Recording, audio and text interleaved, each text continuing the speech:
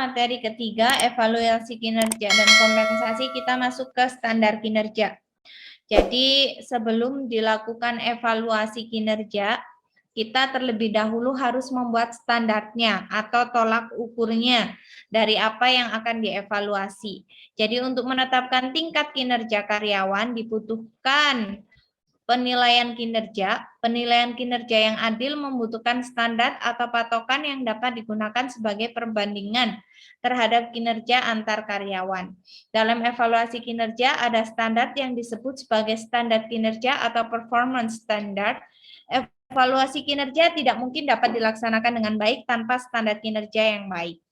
Esensi evaluasi kinerja adalah membandingkan kinerja ternilai dengan standar kinerjanya. Jadi, esensi sebenarnya dari adanya evaluasi kinerja itu adalah membandingkan hasil kerja karyawan dengan standar atau tolak ukur yang ditentukan oleh perusahaan. Sekali lagi saya sampaikan, esensi dari evaluasi kinerja itu adalah membandingkan hasil kerja karyawan dengan standar atau tolak ukur yang ditetapkan oleh perusahaan. Jadi apabila hasil kerja yang dilakukan oleh karyawan tersebut telah memenuhi standar kinerja, maka hasil evaluasinya baik. Apabila melebihi dari standar kinerja, maka hasil evaluasinya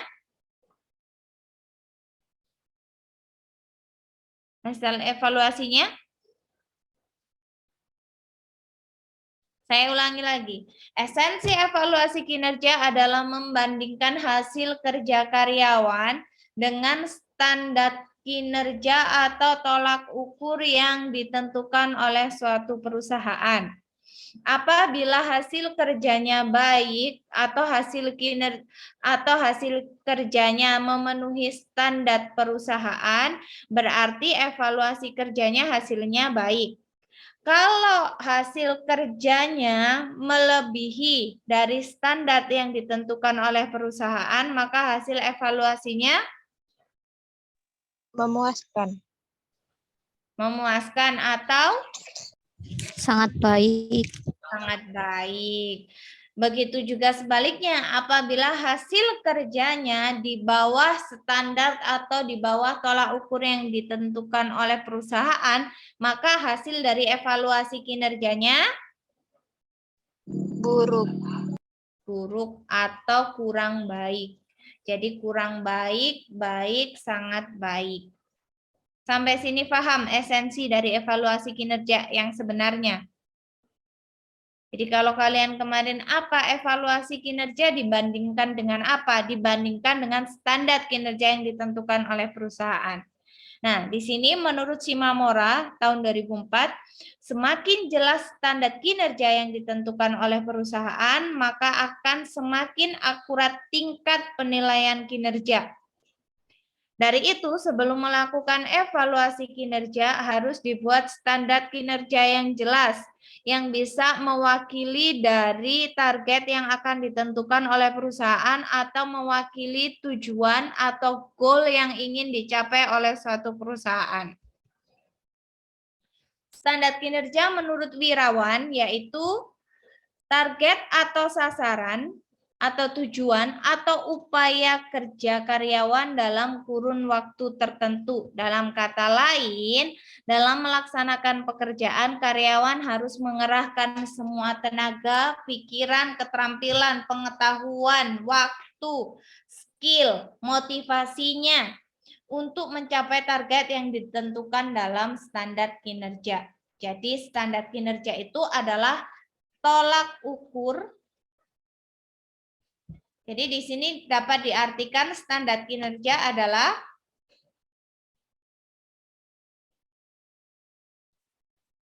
standar kinerja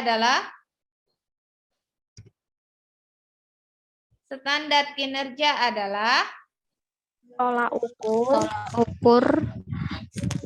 Ukur hasil kinerja.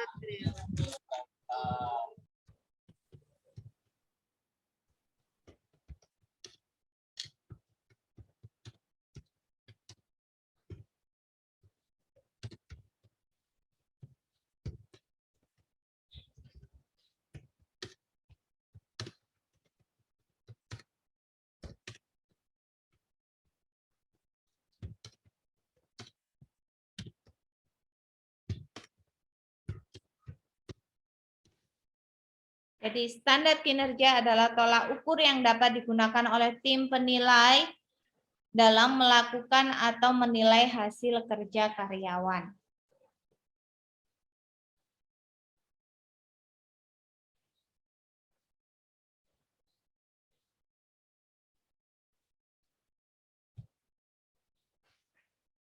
Sudah? Sudah dicatat? Sudah, Bu. Apa fungsi standar kinerja? Fungsi utama standar kinerja yang pertama adalah sebagai tolak ukur untuk menentukan keberhasilan dan ketidakberhasilan kinerja ternilai. Berarti ternilai di sini siapa? Karyawan. Karyawan. Jadi fungsi utama dari standar kinerja itu yang pertama adalah untuk mengukur keberhasilan dan ketidakberhasilan kinerja karyawan. Kinerja kemarin apa? Kinerja kemarin adalah Hasil kerja atau prestasi kerja. hasil kerja atau prestasi kerja. Jadi fungsi utama standar kinerja, kenapa harus dibuat standar kinerja adalah untuk mengukur keberhasilan dan ketidakberhasilan hasil kerja karyawan. Apakah hasil kerja karyawan tersebut telah bisa mencapai target atau tidak? Apakah karyawan tersebut telah berhasil atau tidak berhasil dalam menyelesaikan pekerjaan atau tanggung jawab yang diberikan oleh perusahaan? Jadi fungsi utama standar kinerja adalah mengetahui tolak ukur atas keberhasilan atau ketidakberhasilan kinerja karyawan. Yang kedua, untuk memotivasi karyawan agar bekerja lebih keras untuk mencapai standar. Jadi apabila standar yang ditentukan oleh perusahaan, misal karyawan dikatakan memiliki hasil kerja yang baik jika memenuhi standar perusahaan, misalnya bisa mencapai target bulanan 600 pieces, bisa menyelesaikan laporan keuangan dalam kurun waktu kurang dari 2 hari. Nah, standar inilah yang dipakai karyawan untuk memotivasi dirinya agar dia bisa mencapai standar yang ditentukan oleh perusahaan. Karena jika hasil kerja karyawan mencapai standar yang ditentukan oleh perusahaan, maka karyawan akan mendapatkan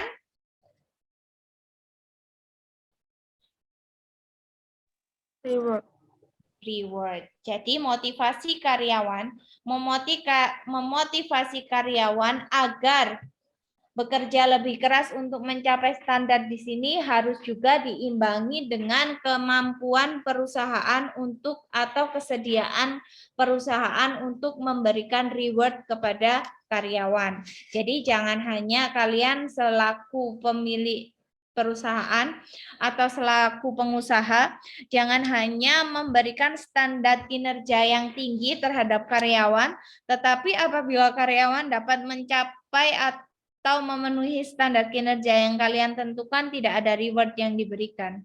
Karena di sana makna dari motivasi karyawan itu tidak akan terpakai, sebab motivasi karyawan selalu dihubungkan dengan adanya reward atau kompensasi atau insentif dari perusahaan. Reward tidak selalu berupa kompensasi materi, tetapi reward bisa berupa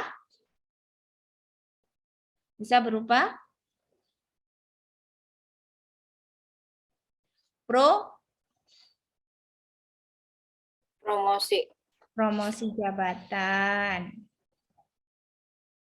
Sampai sini paham fungsi nomor 2 tentang memotivasi karyawan? Selanjutnya yang ketiga, memberikan arah pelaksanaan pekerjaan yang harus dicapai baik kuantitas maupun kualitas. Nah, kemarin dalam evaluasi kinerja adalah menilai hasil kerja karyawan baik dari segi kualitas maupun dari segi kuantitas. Kemarin pakai pendekatan apa? Evaluasi kinerjanya pakai pendekatan apa? Kalau melihat dari kuantitas dan kualitas memakai pendekatan Hasil. Pendekatan hasil.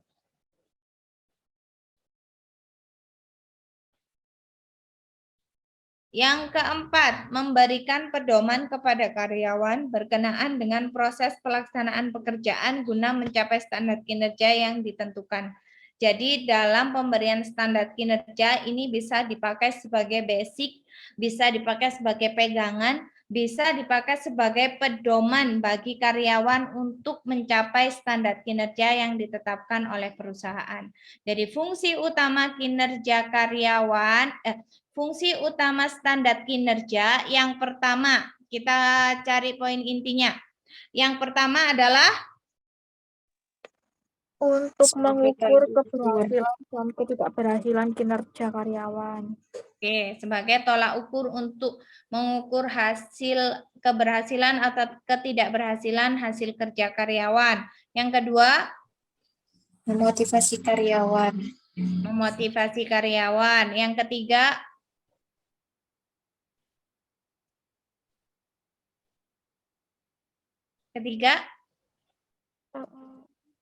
Memberi arahan pelaksanaan pekerjaan. memberikan arahan pelaksanaan pekerjaan agar tercapai baik secara kuantitas maupun secara Kualitas. Yang keempat, sebagai Pedoman. Memberikan pedoman. sebagai pedoman atau memberikan pedoman kepada karyawan dalam pelaksanaan pekerjaan yang sesuai dengan standar yang ditentukan oleh perusahaan. Sebentar, saya charger dulu laptopnya.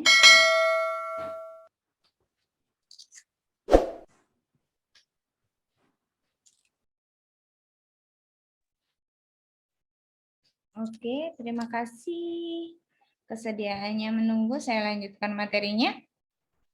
Setelah fungsi standar kinerja, kita akan membahas masuk ke hubungan kinerja, standar kinerja, dan evaluasi kinerja. Jadi kita pelajari bagannya yang ada di sini ya. 1, dimulai dari karyawan melaksanakan pekerjaan. Setelah itu dilihat kinerja karyawan atau dilihat dari apa? Setelah karyawan melaksanakan pekerjaan, selanjutnya ada Kinerja karyawan. hasil kerjanya. Nah, hasil kerjanya ini dievaluasi. Dievaluasi kinerja atau dinilai. Dinilai hasil kinerjanya dari apa? Dilihat dari standar kinerja atau tolak ukur kinerjanya. Nah, menilai evaluasi kinerja dengan standar kinerja melalui apa? Melalui instrumen evaluasi kinerja atau alat untuk menjaring dan mendokumentasikan kinerja yang akan kita pelajari di next materi. Selanjutnya, setelah dipelajari, setelah dievaluasi, akan ada hasil dari evaluasi kinerja. Hasil dari evaluasi kinerja ini nantinya akan menjadi rekaman tentang hasil kerja karyawan dan akan menjadi keputusan dari bagian HRD atau Human Resource Management Department, yaitu mengenai keputusan sumber daya manusia. Apakah karyawan tersebut layak mendapatkan reward atau justru karyawan tersebut setelah dilihat dari rekaman tentang kinerjanya justru mendapatkan punishment dari perusahaan. Punishment ini bukan hanya berupa bentuk surat peringatan, tetapi juga bisa biasanya itu ada rotasi jabatan, ada mutasi karyawan. Jadi dari alurnya sini mana yang belum difahami?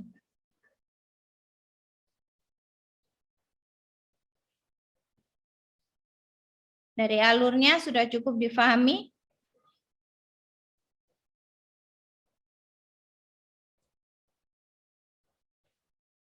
Jadi dimulai karyawan melaksanakan pekerjaan sesuai dengan standar yang ditentukan. Ini di standar.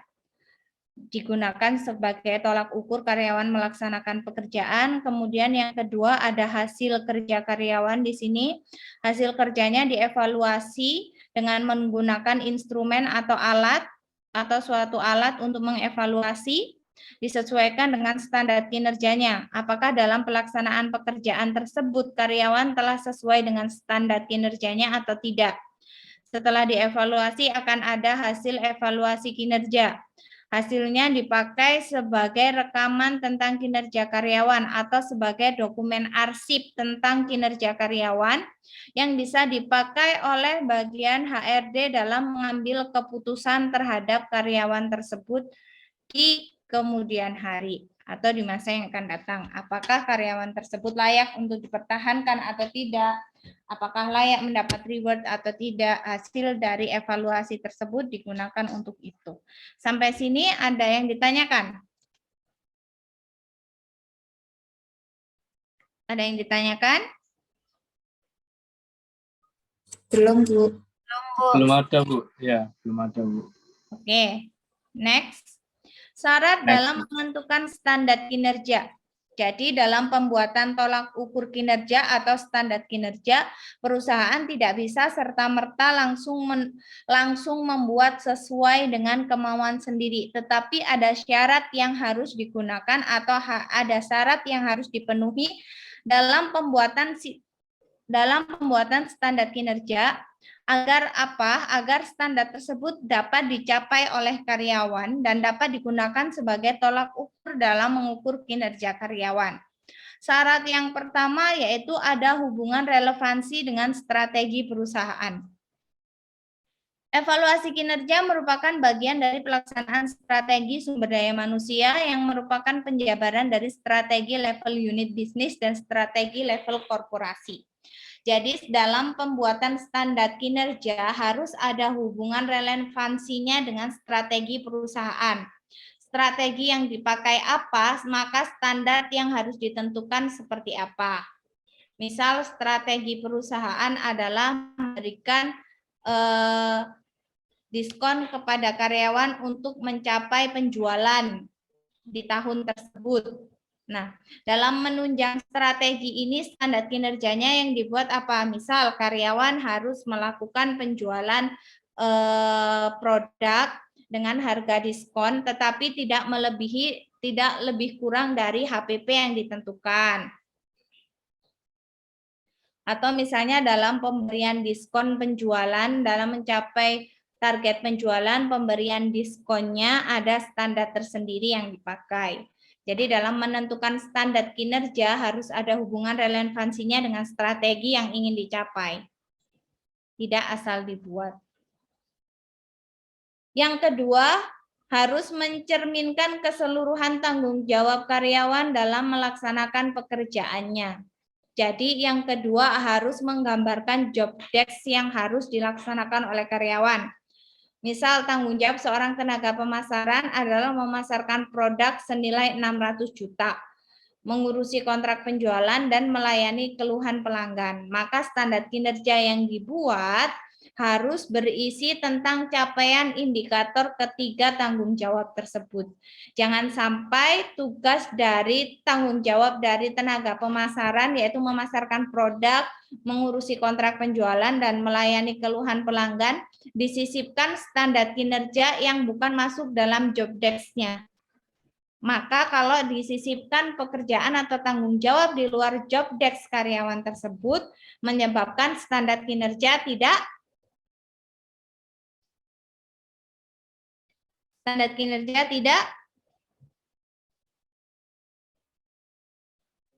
memenuhi syarat. Standar kinerja tidak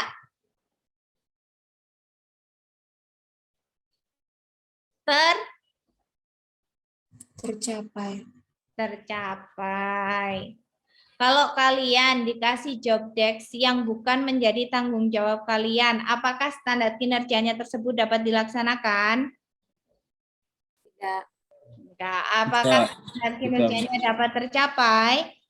Tidak. Ngantuk? Enggak, Bu. Enggak, Bu. Enggak, tapi salahnya enggak, Bu. Ngantuk? Enggak, Bu. Enggak. Iya, Bu, ngantuk. Kamu masih kerja, Nur Faridatul? Masih, Bu, masih di kantor. Pulangnya jam berapa? Ini tadi lembur, Bu. Oh, oke. Masih sanggup? Sanggup. Sanggup, kita next. Gas, Bu. Gas. Nah, syarat dalam menentukan standar kinerja yang ketiga adalah memperhatikan pengaruh faktor di luar kontrol karyawan. Jadi, kinerja karyawan sering dipengaruhi oleh faktor-faktor yang berada di luar kontrolnya. Misalnya, kinerja karyawan di unit produksi ditentukan oleh tersedianya bahan mentah, suku cadang, keadaan mesin, dan peralatan produksi. Artinya, di sini adalah dalam memberikan standar kinerja juga harus memperhatikan faktor-faktor di luar kemampuan karyawan. Di luar kemampuan karyawan untuk menyelesaikan atau keadaan memaksa atau yang biasa disebut dengan force majeure. Misal karyawan produksi harus mencapai target produksi 600 pieces baju. Padahal bahan baku, ketersediaan bahan baku tidak mencapai 600 pieces barang atau baju, tetapi di standar kinerjanya ditulis harus mencapai target produksi 600 pieces. Nah, dari itu dalam penentuan standar kinerja harus dibuat target yang harus dipenuhi oleh bagian produksi apabila sekurang-kurangnya bahan mentah yang masuk itu berapa. Misal sekurang-kurangnya bahan mentah yang tersedia itu hanya cukup menghasilkan 400 pieces baju, berarti standar kinerja yang ditentukan karyawan harus memproduksi berapa pieces baju? 400. Kalau 400 berarti semua barang yang masuk harus oke. Kita harus memperhatikan bahwa hasil kerja itu kan secara kualitas dan kuantitas. Misal secara kuantitas 400 tetapi kualitas yang dihasilkan hanya 300. Berarti kalau sekurang-kurangnya bahan mentah yang tersedia itu bisa menghasilkan 400 pieces baju, baiknya dalam standar kinerja karyawan dikasih target berapa pieces baju? Setengahnya. Dalam segi kualitas ya, Bu? Kuantitas. Segi kualitas dan kuantitas dong. Misal nih, sekurang-kurangnya keadaan terburuknya bahan mentah yang tersedia itu hanya bisa digunakan untuk sampai 400 pieces baju. Berarti target yang ditentukan untuk karyawan memproduksi baju harusnya berapa di standar kinerjanya?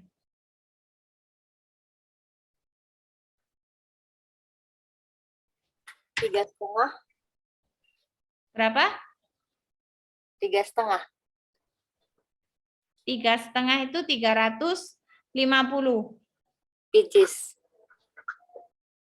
300?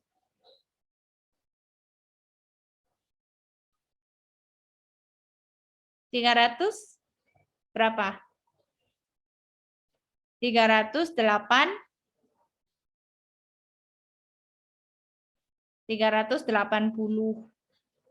Jadi misal tersedia barangnya itu dalam keadaan terburuk hanya ada 400, maka target yang ditentukan untuk karyawan itu adalah minimal 380 pieces baju. Kenapa? Kita harus mengambil estimasi error atau estimasi barang not good itu maksimal di 5%.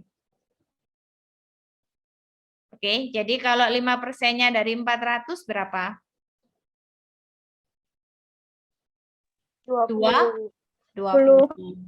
Jadi seharusnya di standar kinerja ditentukan bahwa dalam mencapai target produksi karyawan misalnya harus mencapai 380 pieces baju. Oke? Paham? Harus memperhatikan faktor-faktor di luar kendali karyawan. Jadi dalam membuat standar kinerja jangan hanya memaksa karyawan untuk mencapai target perusahaan tanpa memikirkan faktor-faktor di luar kendali karyawan tersebut. Sampai sini paham? Paham, Bu. Oke. Ya Bu, paham Next. Bu. Ya, Bu. Yang keempat, harus memperhatikan teknologi dan proses produksi. Jadi kinerja karyawan di perusahaan padat karya berbeda dengan karyawan yang menggunakan teknologi tinggi seperti otomatis dan robot. Jadi kalau perusahaan kalian atau industri yang kalian jalankan, usaha yang kalian jalankan masih menggunakan teknologi padat karya, ya jangan membuat standar kinerja di luar itu. Misal pabrik rokok masih menggunakan tenaga manusia dalam pembuatan rokoknya. Dalam pembuatan giling, rokok itu giling ya? Dalam penggilingannya masih menggunakan tenaga manusia, berarti target yang ditentukan di hari itu atau target yang harus dipenuhi oleh karyawan harus berbeda dengan teknologi yang sudah maju. Harus berbeda dengan standar kinerja yang ditentukan oleh perusahaan yang sudah memakai teknologi mesin dalam proses pencetakan produknya. Difaham ya? Dalam pembuatan standar kinerja. Jadi jangan sampai nantinya ketika kalian memiliki usaha atau memiliki perusahaan membuat standar kinerja yang harus dipenuhi oleh karyawan, kalian tidak memperhatikan syarat-syaratnya. Yang kasihan karyawannya. Selain karyawannya kasihan, tujuan atau goal yang ditentukan oleh perusahaan tidak akan tercapai. Jadi sampai 4 sini kita review dulu. Tadi syarat dalam menentukan standar kinerja karyawan yang pertama adalah Harus ada hubungan relevansi dengan strategi yang ingin dicapai. ya Dalam ada perusahaan. hubungan relevansi dengan strateginya. Yang kedua, Mencerminkan keseluruhan Mencerminkan tanggung jawab dalam melaksanakan keseluruhan tanggung jawab. dalam pelaksanaan pekerjaannya. mencerminkan apa? Keseluruhan Keseluruhan. tanggung jawab Jawab karyawan. dalam melaksanakan pekerjaan. Mencerminkan keseluruhan tanggung jawab karyawan atau job Desk. atau job desk. Yang ketiga, Perhatikan pengaruh faktor di luar kontrol karyawan. memperhatikan pengaruh faktor di luar kendali karyawan atau keadaan di luar kendali karyawan.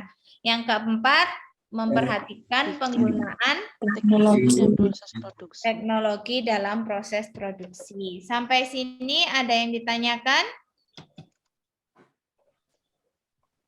Belum ada, Bu. Ditanyakan? Sementara belum ada Bu. Ya. Oke. Kurang 6 menit. Yang ini kita lanjutkan. Mau lanjut sekarang atau lanjut di next pertemuan? Next pertemuan. Next pertemuan. Karena kalau dilanjut sekarang kalian juga tidak mungkin untuk bisa menerimanya.